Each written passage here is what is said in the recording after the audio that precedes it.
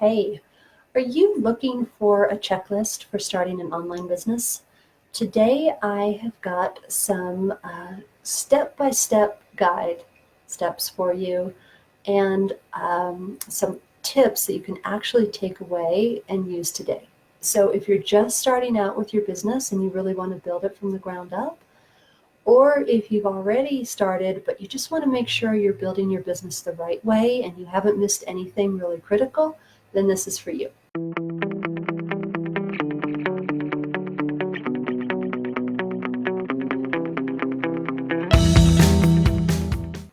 Now, I will say that this is not your typical checklist. So some of the things you would expect, like coming up with a name for your business, I'm not even going to mention until later on.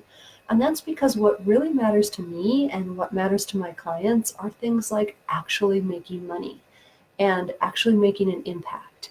And I know for a fact that you do not need a business name to do those things. My clients do it all the time. Okay, so here we go, your 10-step quick and dirty checklist for starting an online business. Number one is your business idea. And I know you may be like, well, of course I need a business idea, but not all business ideas are created equally. Is this something that you are going to want to stick with through thick and thin for at least the next couple of years? Now, I work with a lot of idea people, and this is one of the biggest sticking points for them. Like, will I actually still be interested in this a few months from now when I come up with a different idea? And in order to answer yes to that, you really need to make sure that this is something that actually drives you, that you really care about, and hopefully that connects the dots in your life so it just makes so much total sense that this is what you want to be doing. All right, number two is to start researching your market. And by that, I mean going out there and looking at, well, first of all, legality. Are there any legal requirements for your business? But also, are there other businesses that are doing the same kind of thing? So hop on Google and just take a look at that. And so many people think, oh, well, if there's already somebody doing it, then I can't do it too, right? There's too much competition. People are already in the market. It's all saturated. But actually, if other people are doing it, that proves there's a market. It proves there's a demand. And so that's a really good sign because you can always do something a little bit differently. And frankly, no one is ever going to do it exactly like you are doing it. And so there's definitely room for you. Believe that there is plenty of room for you and what you need to be doing. And there's plenty of availability, there's plenty of clients, there's plenty of money. It's all waiting for you. Okay, you also could do some market research where you look at like Amazon book reviews or podcast reviews where the topics have to do with this thing that your client is interested in and looking to solve. And then you can find a lot of really good information there about if they, would be willing to pay for that, or if it's something that they've been searching for. And then also reach out to people that have actually done it. Ask them what they thought and what they really wish they had known when they first got started. And that way you won't have to completely recreate the wheel. You can maybe jump a few steps ahead in the process. And then just do some reflection after you've done all this market research and just make sure that people know they have a problem, that they're actively searching for a solution, and that they're ready and able and willing to pay for it. That's like the golden trifecta right there. You need those three things. Okay, so number 3 on your checklist is then customer research. Get on the phone and talk with real people. It will never be the same. It will always be better than what you read online because online people can edit what they say. But when they're talking to you, they will open up. They'll start to trust you just because we're humans and that's what we do when we're having a conversation with somebody and somebody's actually asking you questions about yourself and actively listening and seeming like they care, then you're going to open up. And so find out, like, what are their hopes and dreams and what are they frustrated about? What are they struggling with? What do they wish they knew how to do? What have they ever tried a solution like yours before? What did they like about it? What didn't they like about it? Those are the kind of questions that are really, really important, because you're going to use all of that language later when you make offers, when you build websites, when you're on social media, to show that you actually understand what they think they need and what they want. Because really, people get really sick of you telling them what they need and what they think they want, because they already know, they already think they know what they need and want. Use their language. Super, super important. Okay, number 4 is testing your offer and refining your pitch. You see how early this comes in the process? Because you don't want to spend all the time doing all the other things until you know that your business has legs. This is so, so important. It's a huge step that so many people skip. So go ahead and get out there and actually make an offer. And you can do that by, just broadcasting it on social media, or you can even go into different groups and you can, just ask people if they want that thing. You can go door to door if you have to. You can go to local businesses. I mean, it really depends on what your business is. You can go to meetup groups. There are so many ways to get in front of somebody. But here's a little tip that works really, really well, is to just offer something for free that will entice people, that they'll want it so much that they'll get on the phone with you in order to get that free solution. And then from there say, since you've gotten good results here, would you like to talk about what it would be like to continue working together? Or if you already have that offer, I also have this offer. I think it would be perfect for you. Do you want to talk more about that? And then get them to pay something.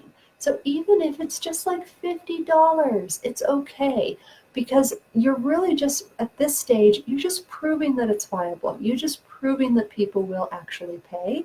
You can always increase your prices later. Of course you will increase your prices later, but you can always learn how to add more value. You can always learn how to increase your your sales conversions. There's so much room for growth that you shouldn't stress about that at the beginning. You just want to make sure that people will actually pay. Okay, number 5 then is to make a plan. So are you going to offer one-to-one services? Are you going to do something done for you services for somebody? Are you going to have a group program? What is your plan? A business plan sounds kind of dull. It doesn't have to be that complicated. Just get it clear of what your strategy is going to be, because that'll make your decision making so much easier later on. You won't get constantly sidetracked trying different things. You'll know that this is your business plan, basically. This is what you're doing, and then you can just go for it. So I'm going to recap those 5 really quickly before we move on to the next. Because once you've got these 5 things in place, then yes, then you're ready for the websites. You're ready to kind of get legit. But here's the first 5 that so many people miss and that are so important. Number 1 is a business idea that you actually care about, that you're actually going to stick with. Number 2 is doing that market research. Number 3 is going and talking to actual customers, doing the customer research. Number 4 is testing your offer and really refining your pitch. This can take a little bit. It can take a few weeks. It's so, so, so worth it in the end, because from there, then you can start growing and scaling.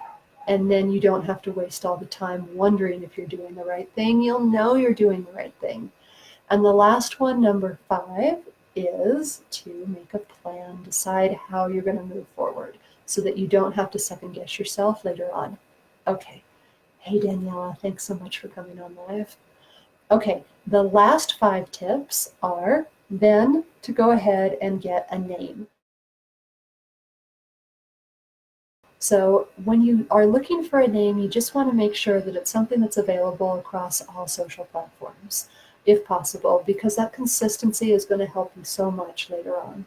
And also do a name search for the legality. Make sure no one else is using it, because the last thing you want is to go through all the effort of setting up a website and to start building a following, and then to realize, get a cease and desist order and find out that you have to change your business name.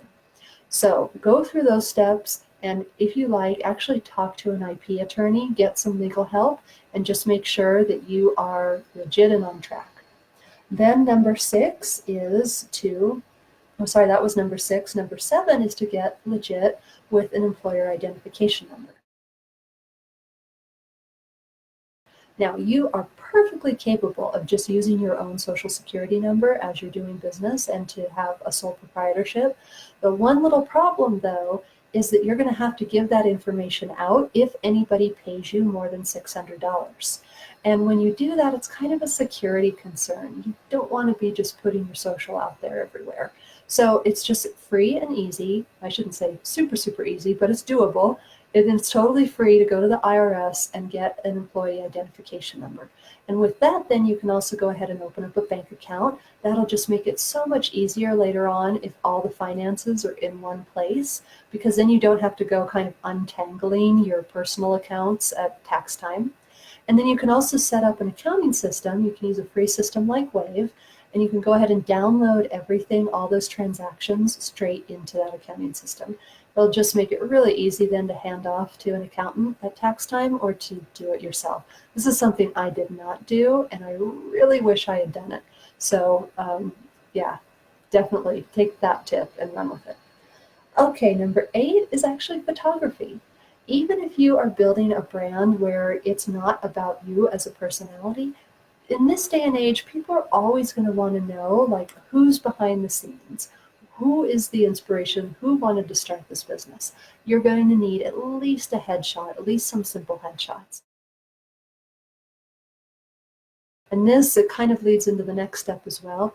But people make purchasing decisions based on emotion, much, much more than logic. And so if they can actually see you looking straight into the camera, look straight into your eyes, they're so much more likely to trust you and also relate to you and get excited about your brand. So definitely get at least some headshots taken. Number 9 then is your website. It doesn't have to be perfect. Just get it up, even if it's just one single landing page, but do make sure that like 60-70% of the copy of the text on that page is using your customer language.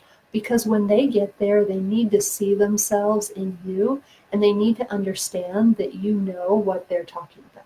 So you talking in, coaches are really guilty of this so often. They'll kind of speak in coach speak, but that's not actually the language that their customers are using when they're first starting out. Sure, after they've worked together for a year or something, their customer is going to be like on top of it. They'll know all of these terms, but in the beginning, they don't actually know that. So that's why you did that customer research back at the beginning. It's because you wanted to understand like how they describe their problem, how they think of it. That's how you want to build out your website. And then do also make sure you have your terms and conditions, and your privacy policy as soon as you start. Okay, the last one is social media profiles. Go ahead and register your name across all of the social media profiles because you want to reserve that for later. But here's where the hard part comes in. Discipline yourself to just 2. Because frankly, if you are spending time across too many different platforms, then you're not doing the really hard work of actually having those daily sales activities, actually getting out there, getting on the phone with people, and trying to make actual sales. So really rein yourself in. I know it's a little hard, but just pick 2 and start with that. Okay. I do have another video that I've done earlier. I'll link to that when I get off here. And it's called 3 things you should be doing before you start your business. So if you are still in the planning stage, or if you're working off of some of these very beginning steps, then go ahead and take a look at that video too, and that'll talk about really what you need to be doing at that stage. Okay, I hope that was helpful. As always, anytime, just go ahead and pop questions into the comments or message me directly. I'm like completely accessible. I'm a real person, so happy to talk, so thrilled to help people actually take this leap. Then I'm just going to do one quick recap for people that tune in late. Number 1 for this checklist on how to start your online business is your business idea. Make sure it's something you'll stick with. Number 2, the market research. Find if other people are doing it. Find out if there's any legal requirements. Number 3 is customer research. Find out how they talk about their problem. Number 4 is testing your offer, refining your pitch, making sure that people will pay you something, anything, for that to prove that there's actually a need for it and people willing to pay for it. Number 5 is to make a plan of exactly how you're going to roll your business out so that you don't have to be constantly second guessing yourself and going in a million directions. You need focus in the beginning because you want to prove that your business is working by actually earning money so that you can feel motivated. This is so, so, so important. Number 6 is your name. You want to check the legality, make sure other people aren't using it, and also find something that you can use across several social media platforms so that people can find you anywhere easily.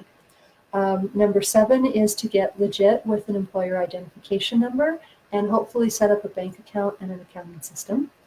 Number 8 is photography. Get those headshots. I know, like, getting visible it's tough in the beginning, super tough for so many of us, but just do this. Number 9 is your website. It doesn't have to be perfect, but it does need your client language. And number 10 is your social media profiles. Register them everywhere so that no one else will take them from you, but focus on just 2 when you're starting out. Okay, that's it, you guys. Have a great, great night. Goodbye.